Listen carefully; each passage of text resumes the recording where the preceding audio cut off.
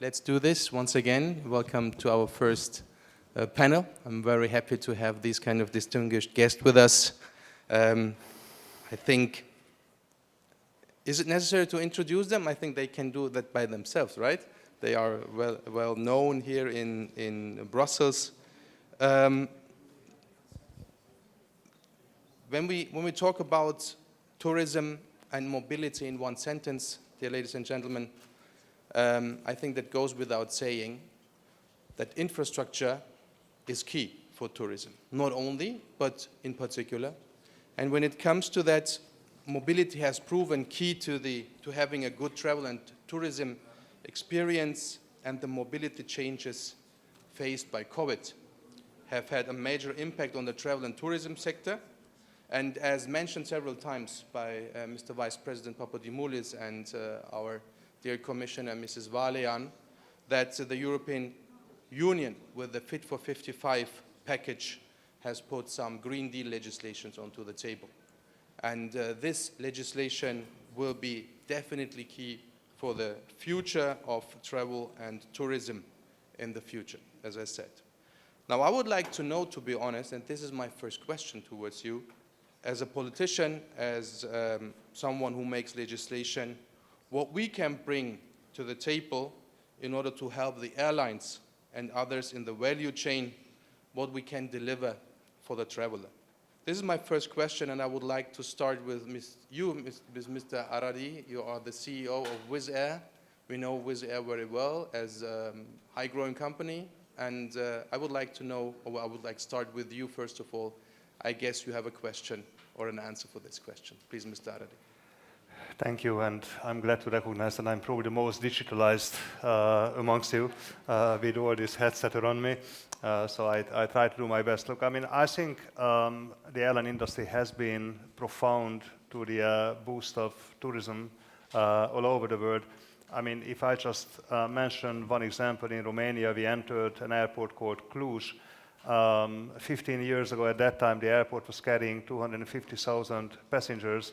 Today, just Wizz Air alone carries over 3 million passengers from that airport. So it's not only that we put that airport on the map of aviation, but it created an industry around an airline ourselves in this case. So I think airlines are absolutely critical to the development of tourism. You see different segments of carriers going about tourism. Clearly, I think it is a commoditized segment. Increasingly, people not only make choices on the basis of what they get out of the destination, but also they make choices on the basis of what logistics are involved and how costly that logistics would be. So being efficient, being accessible, being affordable are key attributes to people's choice. And I think that's how the Commission and the European Union should be looking at it. How to foster competition, how to foster the market to make sure that efficiency comes through, the cost of travel comes down, and that kind of encourages people to go to the destination and take their flight. An over-regulated and over-protected industry is not going to work. I think we have to liberalize, we have to take down the regulatory burden and make sure that it is level playing field and competition is encouraged. And the market, kind of sorts this out, because we are an airline bringing the youngest fleet of aircraft into operation. We are not only economically one of the most viable businesses and offering the best economics to the consumer, but also we are the most sustainable airline as a result of that. So it is about competition, level playing field, deregulation. Most important, if not the most important people here on the stage and on the panel, our Director General of Transport and I would say infrastructure, right? Henrik Hololei. Henrik, what do you respond? Because the industry have some requests. Thank you. You are too kind, Ismail. Thank you very much. And I also use the opportunity to warmly thank the organizers for putting this wonderful event together. I'm sure that it is going to be a very interesting day, and very, very happy to be part of the panel. József already kicked off, I think, very well, and he was underlining some of the key principles. And I think one of the key principles definitely is that you must have a well-functioning market where you have also a very strong competition. In a way, what do you need also for traveling? You need the opportunities, you need also the different transport modes to take you where you want to go. And you need companies like Wizz Air, which actually offers a lot of point-to-point possibilities. And I think that what you just told about the Cluj airport is a very good example, how you can actually make a place which might have not had any sort of let's say, knowledge as a tourist destination, a real tourist destination, and also bring people there. But for that, first of all, you need to have a well-functioning market. In aviation, we have it in Europe. That is why we also are striving when it comes to the traveling in Europe and the point-to-point travel in particular, because we have the single European aviation area, which was created now almost 30 years ago, and it has served us well. If we would have not done that, if we would have not deregulated, and if we wouldn't have created this market, then also the Wizz Air would not exist, because, and also people would have missed hundreds of thousands of opportunities to travel and destinations to go. So first of all, you need to have the good market and the good system in place. I think this is absolutely essential. Now we go a step further. Another example is also, and this is in a way the same thing, is you reach out also to the third country destinations, and you also create strong relationships which help to move people around. In aviation, of course, we talk about the aviation agreements. I'm very happy also that Mr. Al-Bakr is here today, and he can tell you definitely more about the success that we have established through the historical EU-Qatar aviation agreement. And this is a very good example how these kind of agreements are important also for giving the traveling public more possibilities and to make sure that we are well linked up with our third country partners. And in a month's time, we will be signing also the EU-ASEAN agreement, which opens up the market for 1.1 billion people. So these are the kind of things which are also, I think, very important to make tourism thrive. Of course, what you also need is, and I think that's very much the sign of the times, is that the different transport modes will work together. Multimodality. I think multimodality is essential. Commissioner was also talking about this, talking about the through ticketing. I mean, today we don't yet have the multimodal ticketing systems where you can actually book yourself a journey which includes the different legs with the different transport modes, like a train, bus, plane, ferry, what have you. So this is something also which makes the traveling more smooth, and I think this is also something where the regulator can come in and also create opportunities for the airlines, for the traveling public, and of course for the tourism industry. And of course, maybe the last point I make would be, it is also very important that we know that we have the necessary capacity. I mean, everybody knows what happened this summer. The disruptions have been actually having a very negative impact on people's travel experiences. And this is also partly related to the fact that there was not enough capacity in place. Because of the COVID, yes, but nevertheless, people who were waiting to get to travel actually had to be disappointed because the disruptions were ruining many of their holidays. And that is, it's very important to make sure that those who are also providing the services, that there is, when you have the very strong spike in the demand, you also would have that in supply. And this also goes, for example, in the future when we talk about it, goes about the airports, for example, because we would become in a situation where airports become saturated, and if this is not going to be the increase of the capacity in the airports, we are going to see in 5-10 years in Europe at least many challenges in having the possibility to land and take off. So this is also a kind of thing where we need to be looking at the future. We need to be steps ahead, and we need to make sure that we would allow companies like Wizz Air also to grow and to land and to take off and to give people a pleasurable experience. Thank you very much, Henrik. I think I'm not exaggerating when I say that that mobility is one of the best examples of good legislation from Brussels. And I guess Henry made some remarks on that. But I would like to know from you, Eduardo, as you are the CEO of the European Travel Commission, you have the full perspective and the overview of the sector. What is your response to the request of the industry? Thank you, Ismail, and thank you to the organizer for the kind invitation on behalf of our 35 country members. Well, I was looking at the beautiful video this morning, the introductory video, and it ended with a very nice sentence to say, Europe leads the way, which makes me think that Europe has been leading the way for many decades with regards to, tourism for sure, but for seamless transport and, for good service. And this summer, we saw maybe what I would like to call the end of many of these issues, because despite all these disruptions that have been already explained by previous speakers, like obviously all the delays in airports, the personal experience, but you have to add the layer of geopolitical tensions, energy crisis, climate emergency, which probably are going to put a very strong challenge, in the relationship between people, you and me, everybody in our families and friends, and the relation to travel or with travel, because experience is changing year after year. I always like the quote of, that our role is not to forecast the future, but to shape it. And I think this shaping process that we have to address badly from a policy-making point of view, definitely, but also from, personal responsibility with regards to personal decisions, should I go there? Should I travel by plane? Should I travel by train? And how are we going to respond to that? And this is, for me, the most important question that we have to answer today, maybe here, with the input of all the distinguished speakers, but also, again, with an individual responsibility. Ladies and gentlemen, European tourism leads the world, but runs absolutely on aviation.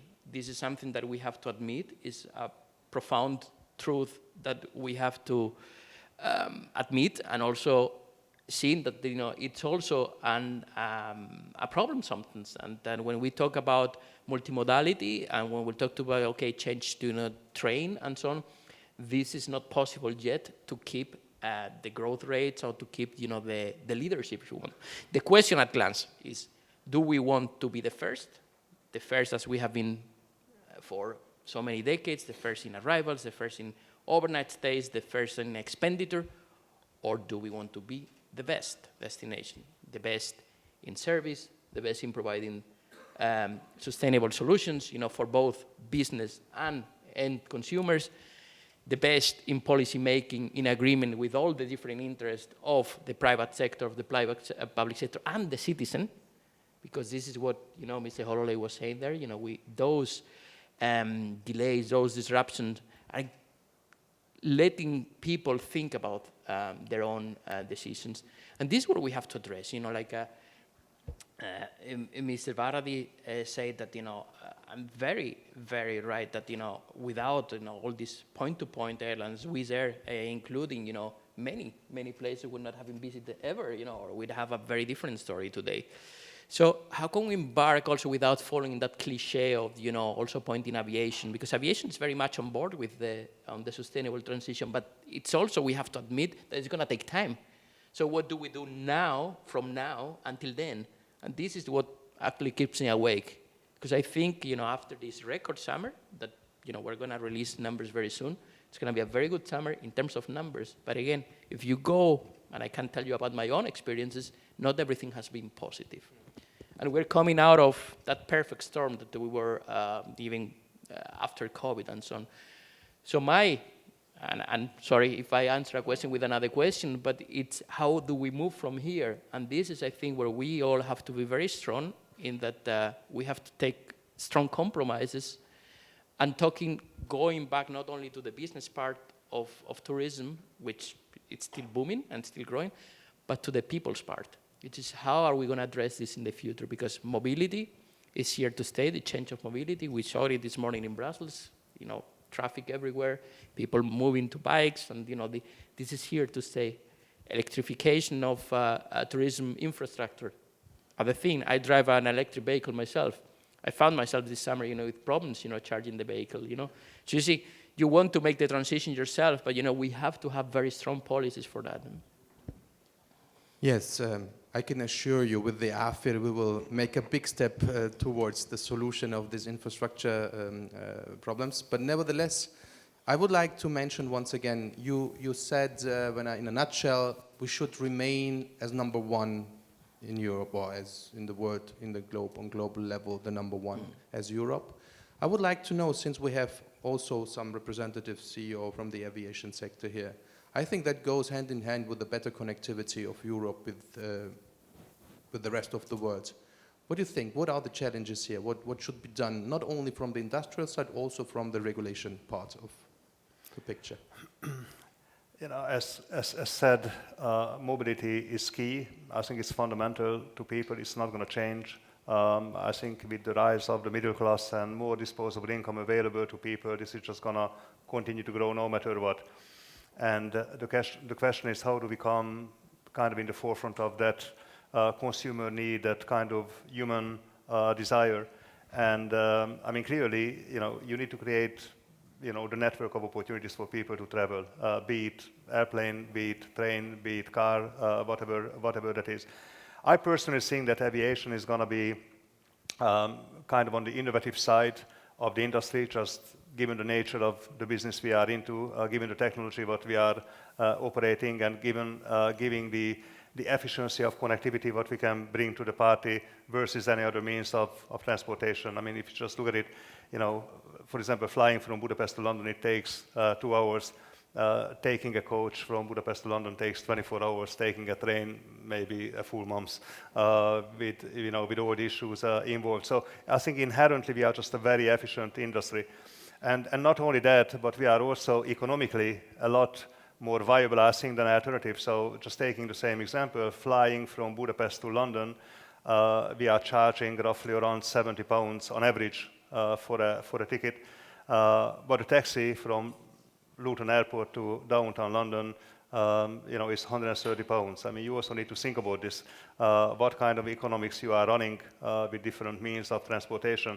I think the choice to be made available to people is important, but at the same time, people are not them. They are not stupid. I think they will recognize their economic interest, and they will decide on the basis of efficiency and cost. So I think that angle needs to be very important in the business, and I think that comes with competition, with market forces, level playing field, and trying to minimize the burden on the industry as much as possible. And now we are seeing a lot of headwinds coming out of COVID. You see that some of the infrastructure providers like air traffic management, they just kind of overcharge the industry because they were losing money over the last few years, and now let's charge them because they are the state monopoly. They can do that. But I think the economic interest of the industry needs to be preserved, and the economic interest of the consumer must be put in the forefront of regulations and decision making.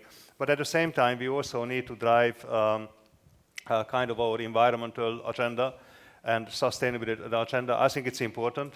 It's not only for the industry or for politicians, but I also think the consumers will be aware of this issue increasingly, and they will force these changes. We are also seeing investors only investing in sustainable businesses and disinvesting in non-sustainable businesses. The world is going to force us, so we are better jump ahead and kind of take the lead on that. But it is important, again, that it is based on fairness, level playing field, how this is managed, how this is encouraged. Personally, I think that the ultimate solution to sustainability for the industry is technology. It is not offsetting. You can do a lot of things in between, but I think the ultimate solution is going to be technology. We need to encourage investments in technology, hydrogen, power plane, etc. And the regulators should look at how to do that, how to recognize investments of constituents into investments like that. We would be very prepared to put equity into sustainable aviation fuel production. But I think the challenge from a regulatory perspective is how do you drive the economic agenda for the consumer, for the industry, at the same time when you are trying to make the industry sort of transformational from a sustainability standpoint. And you do it on a fair and equitable basis. And yes, it's going to hurt some of the existing players because, some more innovative players like ourselves would be a lot more adaptable, a lot more agile, a lot quicker to transition than others, but so be it. I mean, we were talking about slots, for example. I mean, slots are a creation of a system decades ago, but the times have changed. So why do you have the same regulations still in place? Yeah, that's really interesting. You mentioned or formulated several questions, which lead me to you, Henrik. Since you, as the European Commission, we all know that you have the right to come up with the initiatives. What can we expect, or the industry could expect, from the European Commission in the next month and years when it comes to the questions that has been raised by Mr. Váradi? Well, I think that there is a lot of things that are on the agenda and which are on the plate and which also need to be addressed. If I look at it, I mean, and I think that in a way I also mentioned it already earlier, but I think there are three particular elements that we need to safeguard, which is very important. First is competition and competitive environment. I mean, because this is also driving the market, this is driving innovation, and this is also maintaining the affordability, which is very important, especially now when we are seeing also very high inflation. Nevertheless, the competition is there that would at least maintain the affordability in the sector. But that is, you know, all the transport sectors and, of course, tourism sector, which are all very much interlinked. The second big issue, which will affect both, I would say, tourism, aviation, but beyond, is, of course, sustainability. And this is, I mean, European Green Deal, Fit for 55, I mean, all these well-known jargon in Brussels, which has also become quite well-known around Europe and beyond, is something which is driving very much the policy agenda. And we all want to see that the sector will become more sustainable. Transport sector has to do a lot, because if we would to get to the carbon neutrality 2050, transport sector has to reduce about 90% of its emissions. And even though it is, you know, still 28 years to go, it is actually going to be something very, very challenging. And we need to make sure that we have the right incentives in place and we have the right framework which allows to do that. And one of the very good examples, of course, is the uptake and industrialization of the sustainable transport fuels.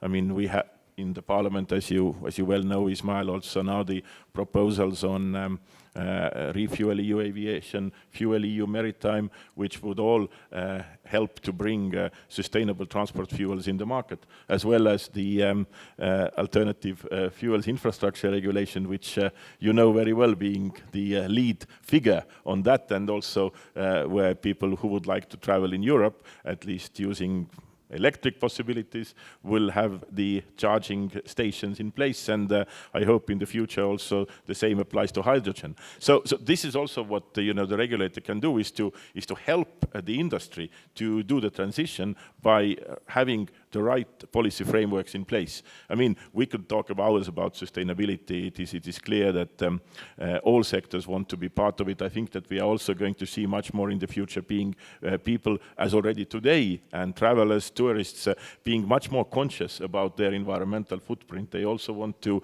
being able to measure what it is.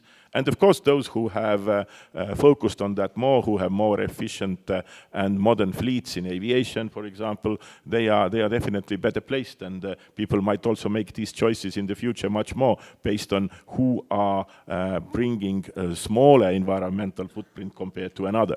And the third element, which I think we have to take very seriously also as a regulator, is to make sure that there is the available capacity. I already mentioned, of course, the challenges that we would have in the future. I mean, in Europe, for example, unlike, for example, in Istanbul, where a top-notch airport was opened not long ago, or in Doha, then in Europe, it is almost impossible to build a new airport. It's almost impossible to build a new runway. And even those airports which are operating today don't operate within the capacity that they have. I mean, there are all kinds of gaps to movements, the night curfews, noise patterns, and all this, of course, does not even allow to use the existing capacity. And I think we are coming very much to the saturation not too long from now. But it is not only about the airports. The same is about the railways, for example, in Europe. The issue about the available capacity is a huge problem. It's also in the air, as we know, with the air navigation service providers. I mean, we have seen the huge disruptions in 2019, which are actually coming back. We haven't been able to make a structural change, but we need to make sure that we have also more capacity available. And I think this is also something where the regulator plays an important role. I mean, delivering, for example, on the single European sky is something which would make a big difference in the air. But at the same time, we also need to make sure that we have necessary infrastructure tools in place, which would also help to make changes on the ground and making sure that the capacity is there, which allows future travel and also to respond to the future demand. And maybe last point I just make is, of course, that we have seen a very, very fast recovery over the last months, much faster than anybody was expecting, at least definitely some airlines and many airports. But despite of the fact that the recovery in aviation, for example, has been fully in line with our Eurocontrol's Stratfor forecast, so I can't say that it came out of blue. But it shows that people want to travel. People have had also disposable income, which they generated during the COVID times, and they were really hoping that after spending 2 years being confined in one place, they can now, go around and visit the places they wanted to. But we are also entering this autumn into a very challenging period, a very unpredictable period, which also we don't know how is it going to affect people's behavior. Because even though people would like to travel, they are also going to face this autumn highest inflation that they have ever seen. They are going to see the interest rates rising, which also have an impact on mortgages and also for companies. They are also seeing food prices going up. They are seeing energy prices going up. And there will be a lot of additional costs, which of course will eat up also part of the disposable income. So how would that affect travel in the next 6 months, 9 months is of course a big question, and I think that nobody has the answer yet, but I think that we have to be also mindful for that. I think we have had very enjoyable last 3-4 months, but is it going to be the same for the next 6 months is a big question mark. I hope that it is, but at the same time, all the logic says that people will have to make choices whether to travel or to pay their electricity bill, and maybe they'll travel. Yes, definitely. I have to share that what has been mentioned by you, Henrik. For example, Germany 2 days ago, we came up with a new package which should support the life of the people by total 65 billion euro. You see, 65 billion euro is a huge amount of money, but what we are doing, why we are doing this, in order that goes into that direction, in order to save and to secure the people and to give them a little bit additional more money. I don't want to say that they should use that for traveling or for other things, but they have to pay first of all their bills.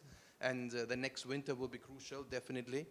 But I think when we say in the European bubble here very often, the quote, I think you have heard it also, no Green Deal without new technologies. This is a saying, I think, that goes into the right direction. Eduardo, I would like to know from you, do you share this? And if yes, what could be done from industrial side in order to push the digitalization, for example, further?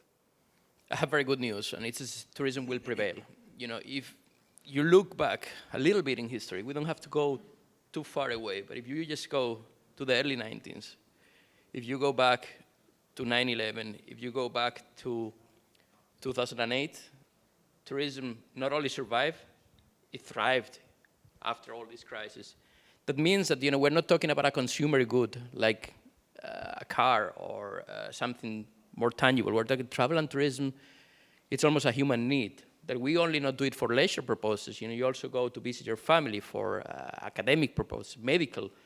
reasons. So we are talking about a very much thing that is embedded in our DNA as humans, and if you want, as Europeans, no? Because it was, one of the principles of the European Union is the free mobility, and I think that's something that when we want to lead by example or paving the road for the future, that's what we have to insist, that mobility has to also prevail and have to be one of the probably priorities at a policy-making level, that we have to keep our borders open. We have to, if I may suggest also, from our point of view, and we promote Europe outside of Europe, that's one of our main missions. Here, we are not the best in competitiveness compared to other regions of the world. Europe has the most difficult and cumbersome visa regimes of the world. That's right. So visa policy, for instance, is something that can be reviewed and can be very, very simple with political agreement to facilitate travel into Europe and create, better economies of scale with regards to bundling traveling from people from third countries, Asia particularly. Maybe forget China now, but China will bounce back, and that they will see, which destinations also will be there also for them. Needless to say that, the single European sky has been, on top of minds of many of our destinations. Sometimes it's not understandable how can we not tackle that from a political point of view. We understand every country's view, but I think we have to think beyond our own country, jurisdiction, and so on. And one of the things, Ismail, that I would like to bring today is the labor shortages, because while it hasn't been mentioned yet, it has been heavily affecting aviation sector, airports particularly, but aviation, I think I have a number here, 21% of staff shortages this last year. This is brutal, and this is very, very worrisome, because it's not that we're not retaining talent, it's just we're not attracting any, and this affects also restaurants, that affects also hotels. So we're coming from a service industry which was leader of the world in quality to start quantifying. It's, again, it's about numbers. How many tourists did you have? It doesn't matter how many tourists did you have. How many tourists did travel with Wizz? It doesn't matter. Did your customers had a good experience? Would they like to repeat it with you as an airline? And were they treated well by your personnel, because their personnel well paid and treated? And I think this is where also policy has to come into place, because we need to reinforce growth options for people, decent work for sure, and also come back to, again, the human factor of this equation of business driven. Tourism, believe it or not, it's a margin-driven, very successful sector. And it's been growing for decades, and it won't stop growing. But that's the growth, exactly. The Green Deal is telling us it's not going anywhere, and we're going to be crashing the train against the wall. And this is what we have to avoid. And we have time. I'm one of the few optimistic people. If you want gloomy news, just open any online paper. But I think we have time. We have choices. But we have to take very brave decisions now. And this is where I come back to my previous statement, that it doesn't start with your own corporate social responsibility. It starts as an individuum. And as an individual, you have the right of choice. And this is where we have, if we call this a leader summit, we have to lead by example and start also not only preaching water and drinking wine, but start also communicating with our employees, communicating with our business partners, with also our stakeholders at all levels, with the placeholders, because much is said about over-trampling, over-tourism, you name them all. We saw them this summer again, in every beach of Europe, every city center. It's all back. It's an old story back. But why? Because we didn't put enough efforts, to tackle the real root of the problem, which is management. It's that Europe, believe it or not, being the leader, suffers the worst seasonality all over the world. 96% of European destinations, practically all of them, suffer seasonality. Being the Alps in some periods of the year, being the coastal regions of Europe, being another part of the year, and we are not able to tackle that through policy. We've learned about, countries even diversifying their school holidays, for instance, Germany, you know it, like famous, but it was created actually to avoid traffic on the famous Autobahn, no? But now we have to avoid traffic also in places. Yes. Same thing with capacity. We've increased capacity on the air, with the renaissance of airlines and the great capacity of airlines also to modify their business models and so on. We've seen that, there are a lot of places, to be sold and, to be occupied and to fly away. Now, will that capacity be the same in the future in other means of transport? Mr. Hololei was mentioning multimodality. Multimodality is still a dream, because if you really want to travel from Stockholm to my hometown in Andalusia, Cádiz, it will take you around 8 days. And it will not be a very nice travel experience, believe me. So you will not repeat. So we have also to create policies that are realistic in time and realistic also in feasibility.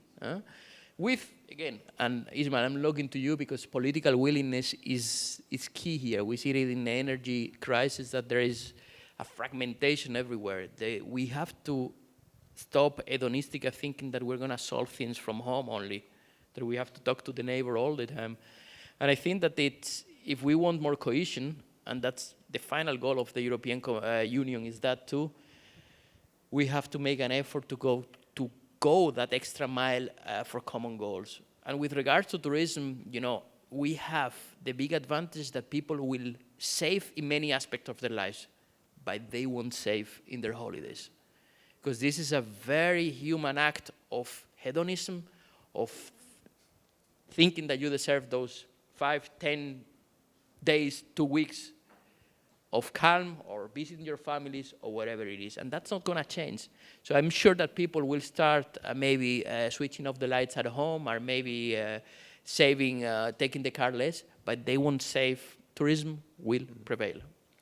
Many, many important topics, really good examples, but at the same time, this panel has shown us our challenges in front of us, and I can say it's for less without the human beings. We need the human beings, and we need the good regulation, and we need good industry for this. Thank you very much for this panel.